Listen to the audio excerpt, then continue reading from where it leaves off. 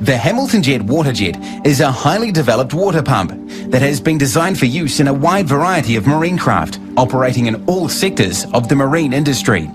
Installed at the stern of a vessel, the Waterjet draws water from beneath the vessel through a hydrodynamically designed intake screen and into the pump unit.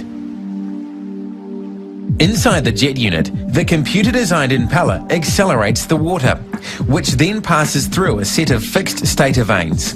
These remove flow rotation created by the impeller to produce a more uniform and powerful high-velocity jet stream.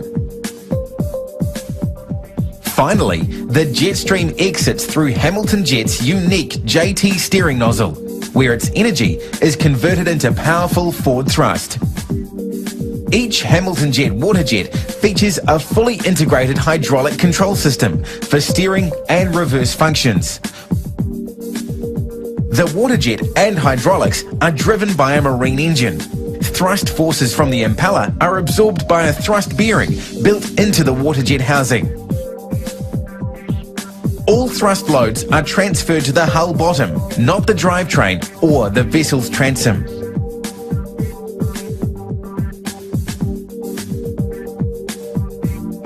Waterjets have a number of advantages over other forms of propulsion when it comes to manoeuvrability, durability, and operator ease of use. A key factor in the control of a waterjet-powered vessel is that, unlike propeller systems, a waterjet impeller will always turn in the same direction during normal operation, whether the boat is moving ahead or astern. This means there is no requirement to shift the drive through a gearbox when going from ahead to astern, and provides for very rapid and accurate control of the vessel. This also reduces stress on the gearbox and engine.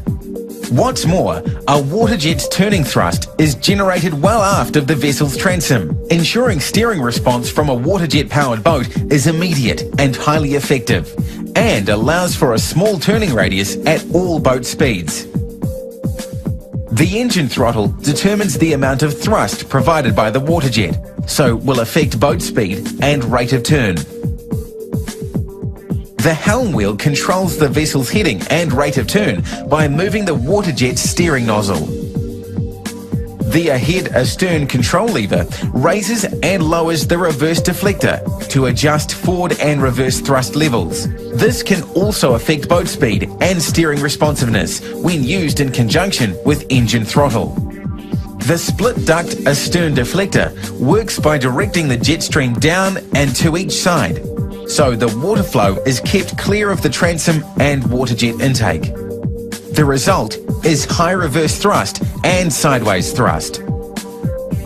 With a waterjet-powered boat, steering response is directly related to engine throttle, not boat speed. The higher the engine revs, the higher the thrust from the waterjet, and the greater the steering response. At low engine revs, thrust from the jet unit will generally be reduced, which will affect steering response. However, by lowering the astern deflector slightly and increasing engine throttle, steering response is improved without increasing boat speed. The astern deflector can also be lowered to a central position, where forward and reverse thrusts are equal, so the boat is able to maintain its position regardless of the engine revs.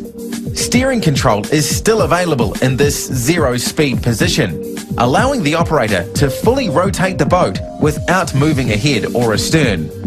Increasing engine throttle at zero speed will increase the rate of turn while maintaining position, and raising and lowering the astern deflector slightly to either side of central will allow you to creep forward or back. In a high-speed emergency, the operator is able to lower the astern deflector into the jet stream without reducing engine throttle to effect a crash-stop maneuver.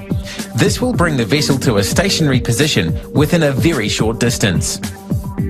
One important aspect of Hamilton Jet Waterjet operation is that steering when going astern will be opposite to what the skipper may be used to from operating propeller boats or their car. A good rule of thumb is to remember that the bow of the vessel will always turn in the direction you rotate the helm wheel. With multiple waterjets, vessel control is further improved. For example, the skipper will be able to move the vessel directly sideways, which is particularly useful in docking situations. A Hamilton jet-propelled boat is not susceptible to damage from waterborne debris. However, in some circumstances, performance can be temporarily reduced as a result of blockages. At high boat speed, water entering the Waterjet is drawn from close to the hull itself, so there is little chance of ingesting weed or debris. However, in conditions where there is significant weed or debris in the water, there is some risk of blocking the intake screen at low boat speed, particularly when operating at high engine revs. Symptoms of a blocked Waterjet intake include an increase in engine revs, loss of thrust, and extra noise and vibration from the jet unit. The simplest way to clear the blockage is to turn the affected engine off and wait for the blockage to float clear before restarting. This is best done while the vessel has some headway. If your vessel has a reversing gearbox fitted, you can reverse the rotation of the Waterjet impeller to push the blockage clear of the intake. This is called back-flushing the Waterjet. If intake blockages are a common problem, you can have your Waterjet fitted with an intake screen rake. Activating the screen rake lowers a set of bars down between the bars of the intake screen to push the blockage clear. If something is ingested into the Waterjet and wraps around the main shaft or impeller, it can be cleared by disengaging the Waterjet before opening the inspection hatch cover and reaching in to remove the object by hand. Always ensure your inspection hatch is above the waterline before opening to prevent flooding.